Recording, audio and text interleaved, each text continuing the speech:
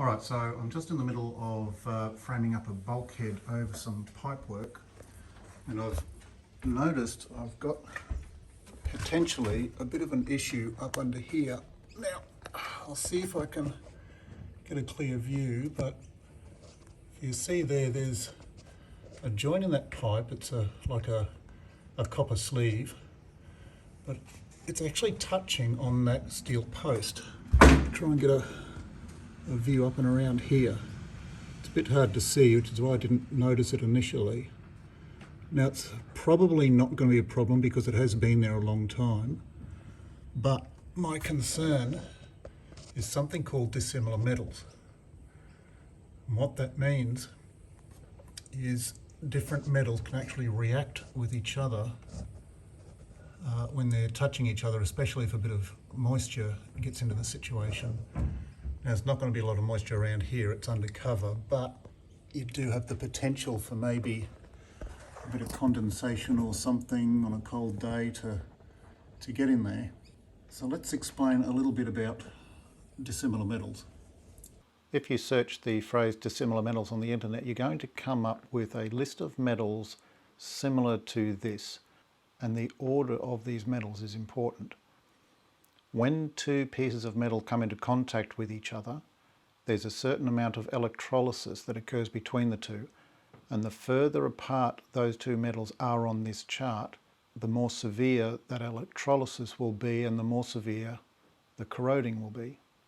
So when you have a galvanized steel post with a copper fitting sitting next to it, you can see they're a little bit far apart, so there's greater potential for corrosion. You can have the same sort of issue here. We've got here some CCA treated pine retaining wall components with some galvanized iron bolts put in them. You can see by the look of the bolts they're actually fairly new. I've only been in this house for 2 years, and I think this was done probably not very long before I moved in.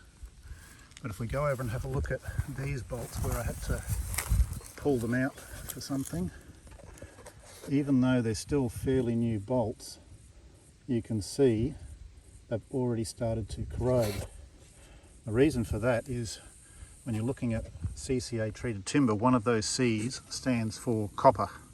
So you've got copper in the timber and you've got galvanized iron bolts going through it, and that has just started to cause some reaction. So if that stays there, and in fact I don't really have a desire to rebuild this wall yet, but eventually in years time when I decide to, I'm going to pull those bolts out and they're going to be completely corroded in there after a few years. So what's the solution? Well, one solution is use stainless steel bolts, or do what I do and go to concrete sleepers. Don't need to worry about bolts then. But what about situations where you can't change the material you're using? Well, in that case, we have to go to separating them. Very simply, I'm just going to cut myself a piece of leftover damp course. Where has it gone? And I'm going to try, and I'm actually going to need 2 hands to do this, so I need to put the foam down, but I'm just going to squeeze a bit of damp course up in between the two of them so that they're not touching. Alright, got in there, like just cutting 2 small bits, and it doesn't need a lot. I've just got 2 bits there, and they're wedged in tightly enough that they're not going to fall out. And that's all it needs. Just needs a little bit of separation like that. Doesn't need a lot. Just needs to be prevented from touching. You'll find a similar problem with copper pipes running through metal wall frames, so your plumbers should be using plastic grommets or something similar to keep those metals separated. So in summary, try to keep metals that are touching each other the same type so they don't react. Use good quality stainless steel bolts where necessary.